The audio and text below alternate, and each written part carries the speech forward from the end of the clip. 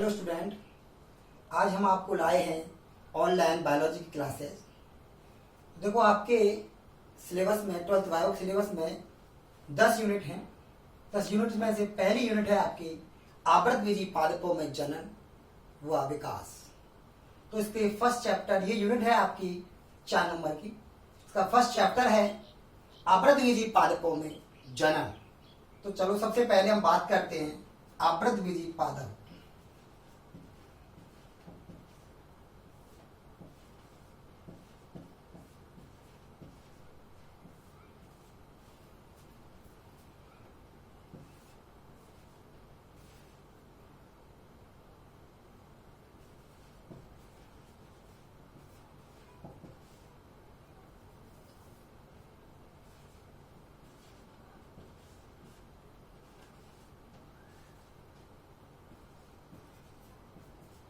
आवृत कहते हैं ढके हुए,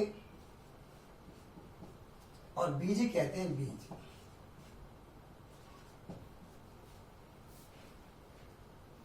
अर्थात वे पादप जिनमें ढके हुए बीज पाए जाते हैं, अर्थात वे पादप जिनके बीज फल के अंदर होते हैं आवृतबीजी पादप कहलाते हैं।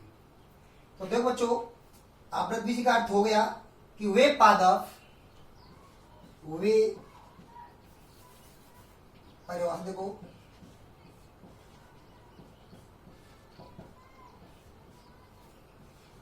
वे पादप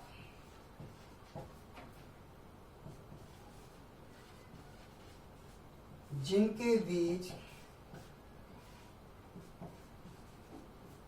फल के अंदर पाए जाते हैं आवृतबीजी पादप कहलाते हैं। वे पादप जिनके बीज फल के अंदर पाए जाते हैं आवृतबीजी पादप कहलाते हैं, अर्थात इनके बीज फलावरण से ढके हुए होते हैं। तो ये हो गया आवृतबीजी। अब पढ़ते हैं आवृतबीजी पादपों।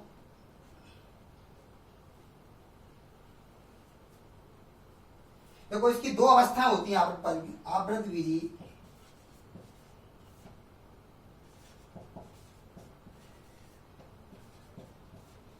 पादपों की अवस्थाएं।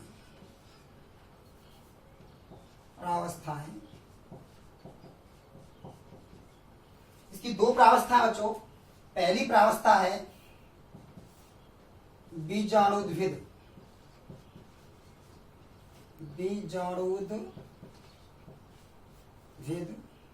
इसको बोलते हैं स्पोरोफाइट।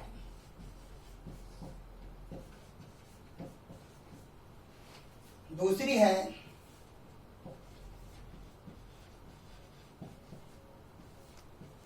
युग्मकोद्भिद, इसको बोलते हैं गैमेटोफाइट।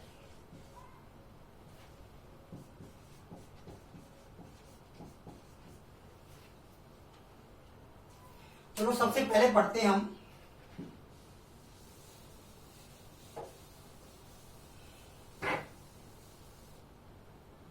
बीजाणुद्भिद के बारे में।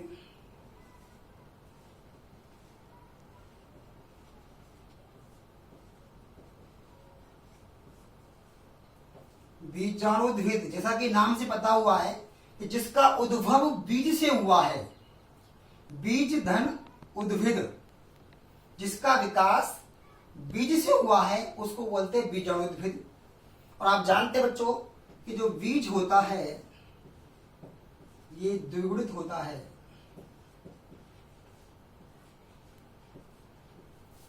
क्योंकि इसका जो निर्माण होता है वो होता है निषेचन के बाद।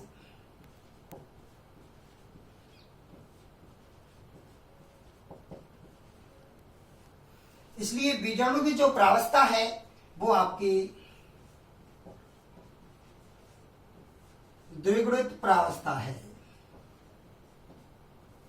बीजाणु की जो प्रावस्था है आपकी द्विगुणित प्रावस्था है। तो चलो इस प्रावस्था के बारे में अध्ययन करते हैं।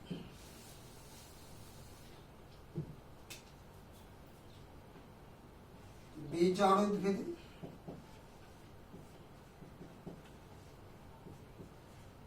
जो प्रावस्था होती है, दीर्घजीवी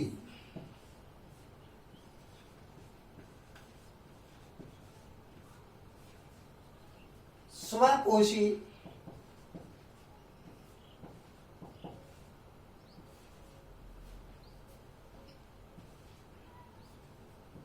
जड़, तना एवं पत्ती में विभेदित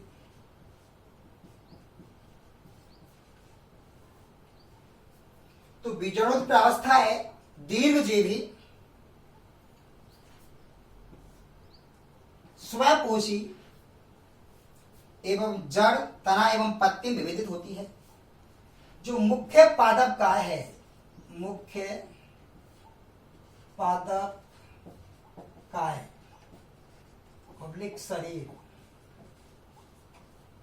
जैसा कि आपने कोई भी पादप देखा होगा, चाहे वो आम का पादप है, चाहे वो नीम का है, ये जो पादप है जो जड़, तना और पत्ती में विभेदित है, वो इस प्रावस्था को निरूपित करता है। आप जानते हैं बच्चों कि ये पादप, ये जो प्रावस्था होती है दीर्घजीवी होती है। लाइफ साइकिल की बात करें तो आम की लाइफ साइकिल करीबन 200 वर्ष होती है और इसकी पत्तियां हरी होती हैं, इसलिए ये प्रकाश संश्लेषी है, अपना भोजन स्वयं बनाती है और जड़, तना, पत्ती में विभेदित होती है। तो मुख्य पादप शरीर है वो इस प्रावस्था को निरूपित करता है। दूसरी प्रावस्था है आपकी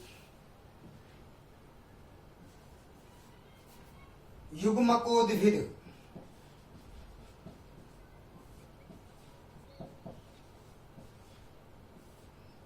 ये प्रावस्था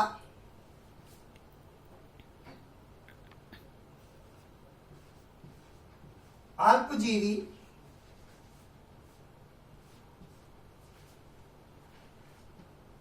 बीजाणुद्भिद प्रावस्था पर निर्भर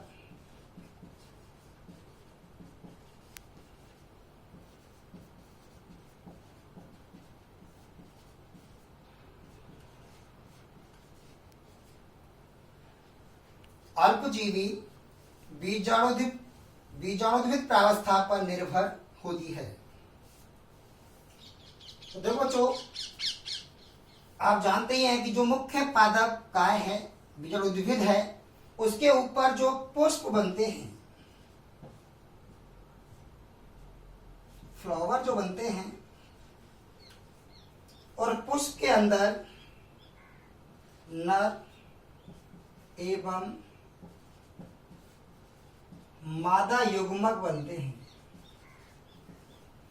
पुष्प के अंदर नर एवं मादा युग्मक बनते हैं और इनके निर्माण के समय अर्धसूत्री विभाजन होता है।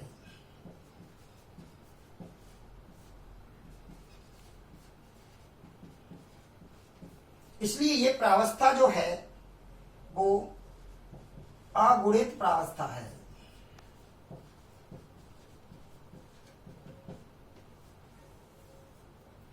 यह प्रावस्था अगुणित प्रावस्था है और अल्पजीवी प्रावस्था है, क्योंकि जो बीजाणुद्भिद पादप है, मुख्य पादप है, उसके ऊपर ये विकसित होती है।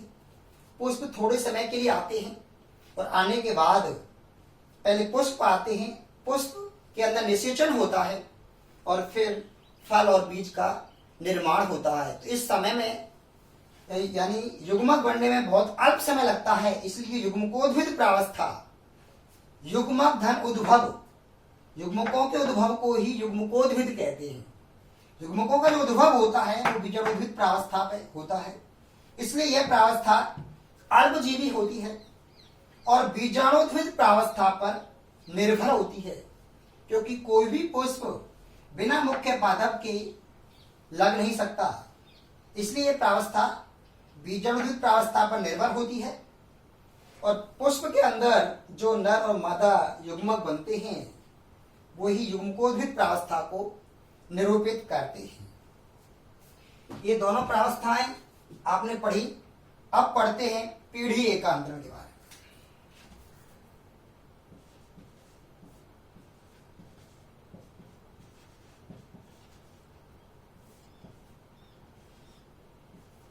अल्टरनेशन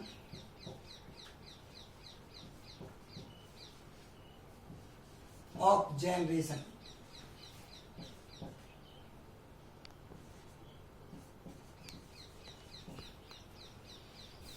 अल्टरनेशन ऑफ जनरेशन, पीढ़ी एकांतरण। देखो जो युग्मकोद्भिद बीजाणुद्भिद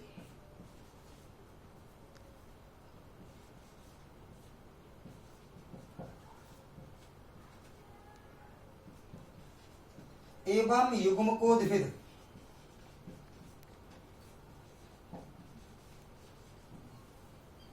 ये दोनों प्रावस्थाएं, ये दोनों प्रावस्थाएं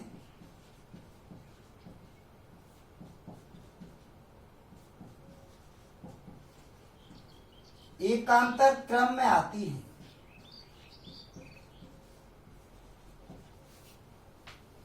पीढ़ी एकांतरण अर्थात एक प्रावस्था के बाद दूसरी प्रावस्था आती है। पहले बीजाणुद्भिद, यदि हम बीज उगाते हैं तो सबसे पहले बीज का अंकुरण होता है, फिर नवोद्भिद पादप बनता है और नवोद्भिद पादप बनने के बाद एक पूर्ण विकसित पादप बनता है। उस पादप, ये आपकी प्रावस्था है बीजाणुद्भिद प्रावस्था। फिर इस पर युग्मकों का निर्माण होता है, वो आपकी प्रावस्था होती है युग्मकोद्भिद प्रावस्था।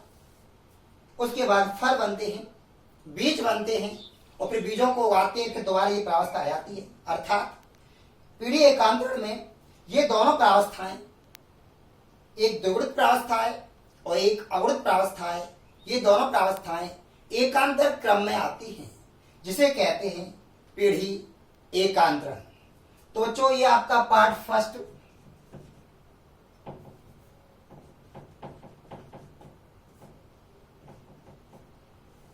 इस अध्याय का पार्ट फर्स्ट कंप्लीट हुआ। ये आपके बेसिक कंसेप्ट है। धन्यवाद।